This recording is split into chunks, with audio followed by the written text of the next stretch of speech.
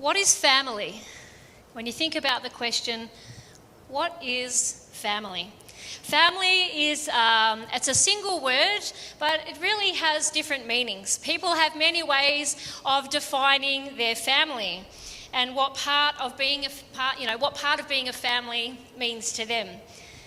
Families differ in economic, cultural, social areas, but someone wrote this: what every family has in common is that the people who call it a family are making clear that those people are important, they are valued and are special to them.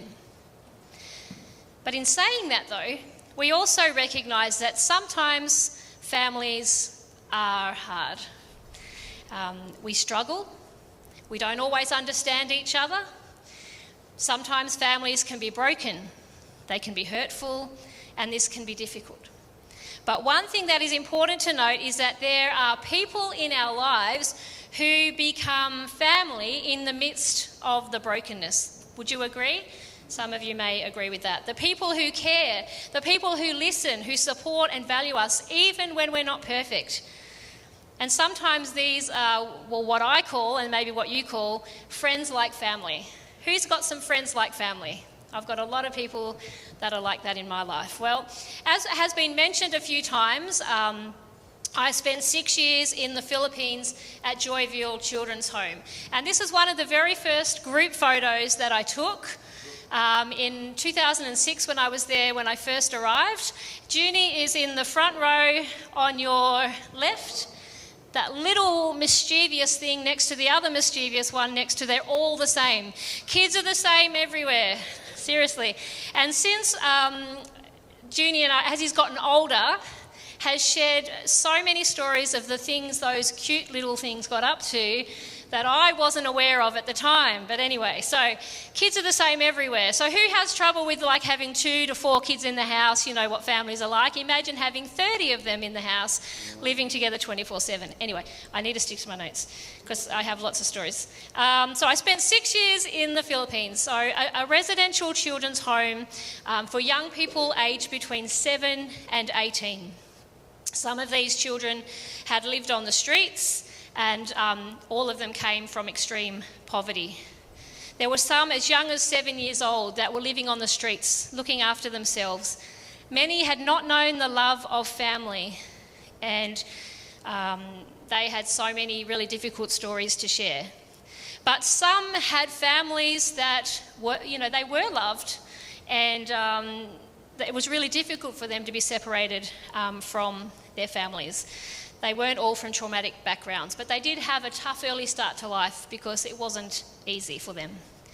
So these young children were resilient, they were strong, they were brave, and I would hear their stories and I would think, how would I even cope? Yet here are these little kids that had been through so much, lived in such difficult situations, and were so very brave, very courageous.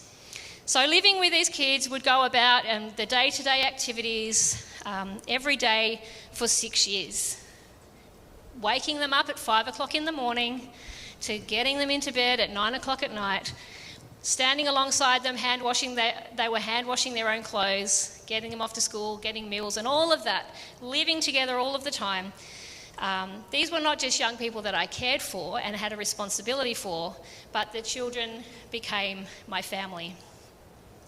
Seeing their situation, hearing about their fears and their hunger and their abuse, and hugging them when they cried, and having to be the one to hold them accountable to their actions when they made wrong choices. It wasn't always easy. Seeing their eyes light up when they finally realised that they would get 3 meals a day. They would come into the home and they would just eat so fast because they thought we might take the plate away. And that moment when they realised, oh, hang on, I will actually get a meal 3 times a day, so I can take it easy and let it digest properly. Watching them smile with joy when they were experiencing things for the first time, it was such a privilege, and I have so many stories. Come along to Coffee and Friends on Thursday and we'll be sharing more of these. But having a 9-year-old boy wear shoes for the first time, and what experience having these heavy things on your feet and having to have walking lessons because he'd never literally worn shoes before.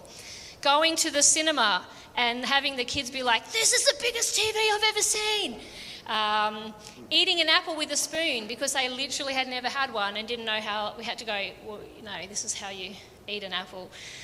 Standing on an escalator. This was actually Junie when he was that little kid there. On an escalator for the first time in one of the biggest shopping centres, and I just got on. I was responsible for 3 boys. No, go back because I was about to tell you which ones they were. Junie next to Kenneth. And where's Angelo? The one in the middle with the blue shirt. Oh, those 3 together, I tell you.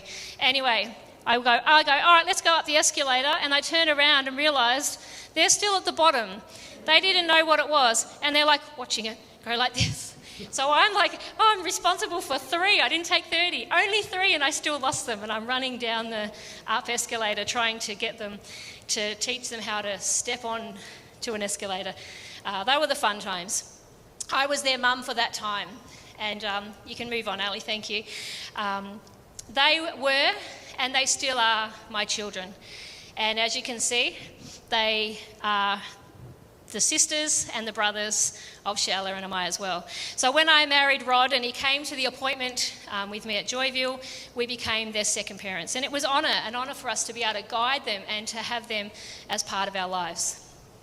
So today you've met Junie. He arrived at Joyville when he was 7, and I was half the size as I am now, but anyway, he was 7 and we left when I was nearly 14.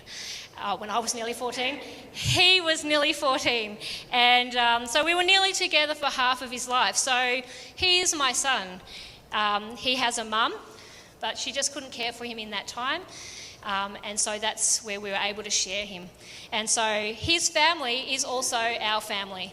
And you saw the photo at the start of Junie's story when they were living in that home. Well, this is us on our last holiday, catching up with all of their family, his family and his siblings and kids. And that's my grandson, Dylan, behind me, with Len, who was also at Joyville. She's now a teacher. So family looks different. Then we have Jolly Faye. Jolly Faye arrived at Joyville when she was 10, and she had great responsibility for her 2 siblings who came into the home with her. And she never really had time to be a child herself because her mum, who found it hard to leave her children there, but literally really couldn't care for them financially. And she said, Jolly Faye, you need to look after your brother and your sister. You're responsible for them. And I thought, here's a 10-year-old girl who just needs and deserves to be a child herself. So I had a conversation with her and said, we will take on that role for you. You can just be in this place. And we were able to journey with her so she could be a child and just grow. And we, together with her, cared for her brother and her sister. And now she has 2 children. That was us on our last visit. It's very, very hot in that restaurant. But she has 2 boys, and her sister, who was with us in Joyville as well, also has another boy. So you start to see them, and we journey with them as we see them have their own children and in their own relationships. And I miss them because they are part of my family. But the kids are now grown adults, and we had a reunion a few years ago where many of those little kids that were in that very first photo came back for this one here that Ali's going to show. And in this group, they're now adults and have kids of their own.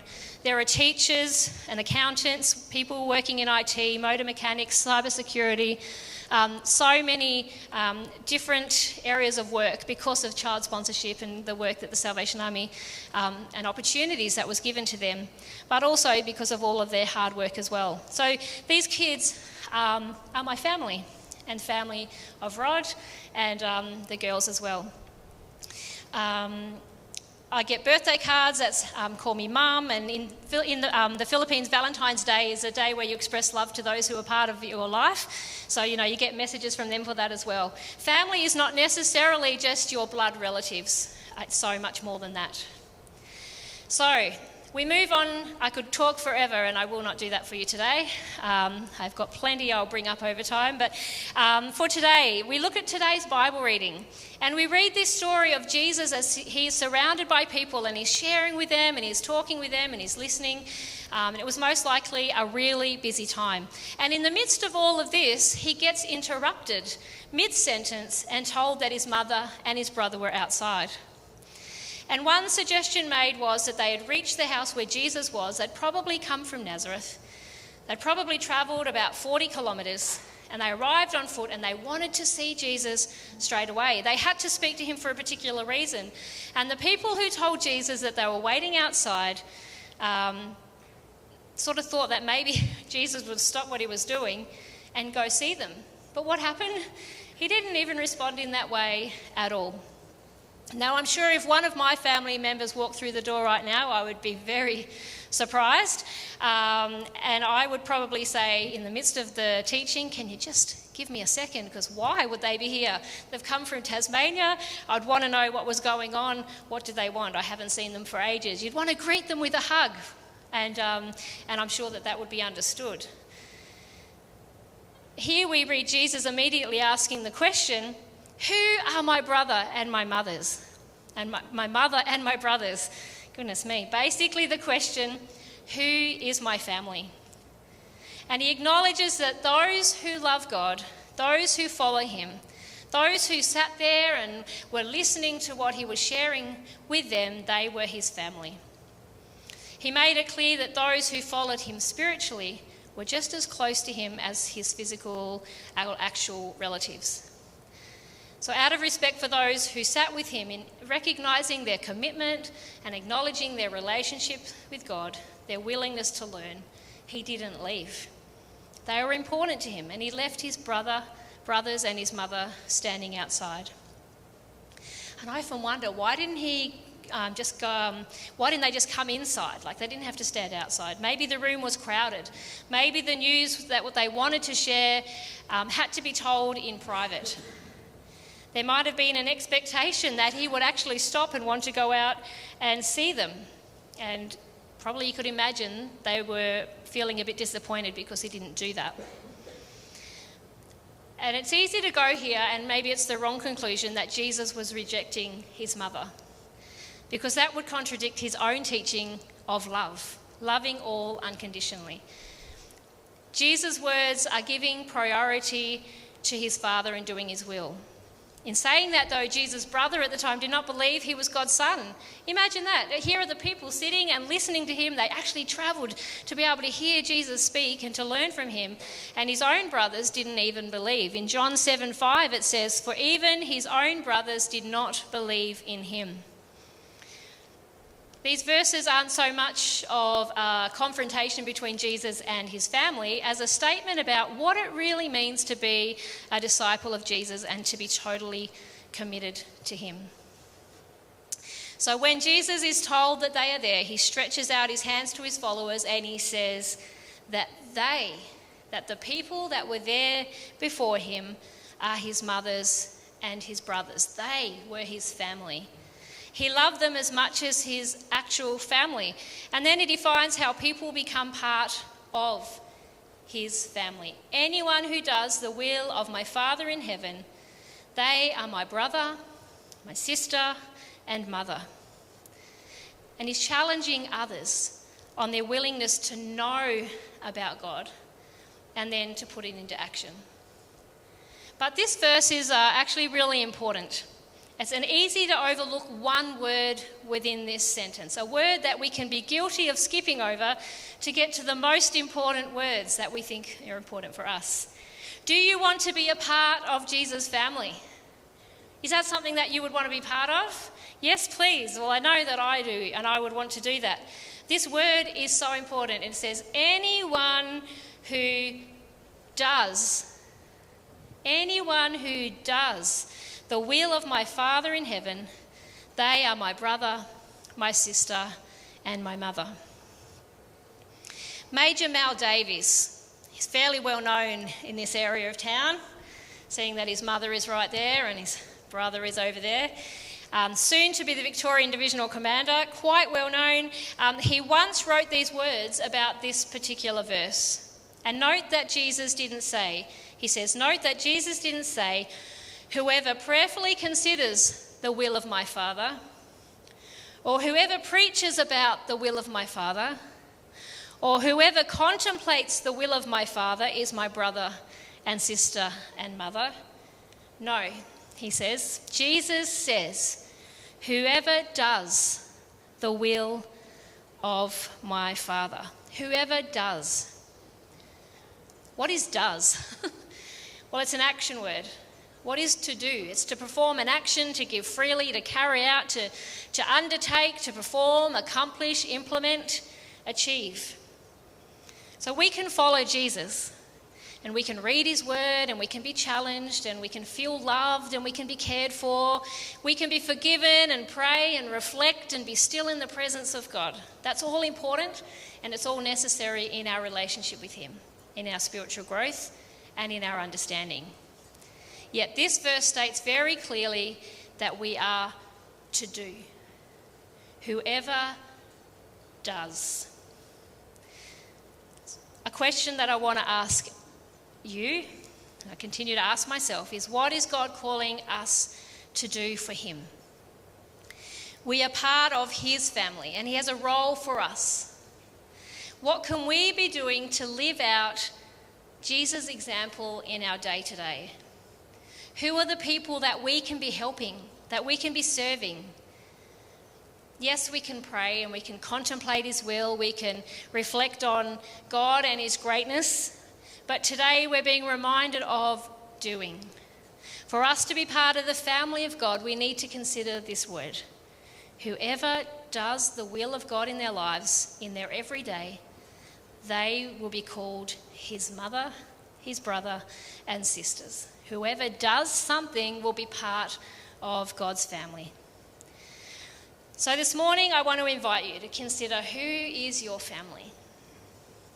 I want you to invite you to do something, and everyone was wondering, and everyone gets nervous when you get handed something on the way in. But I've given you some Play-Doh, and I want you to take it out, if you're comfortable to do so. You don't have to do something with this, but you can still participate in the action, and what you choose to do with it is your choice. So I want you to take out your Play-Doh. And in a moment, we're going to listen to a song, so it gives you some opportunity to create.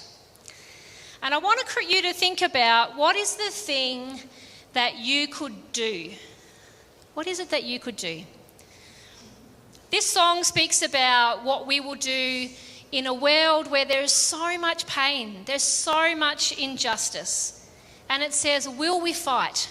Now, I'm not talking about boxing gloves fight. I mean, standing up and being an advocate and helping those who are in need. Will we stand up for those who have no voice?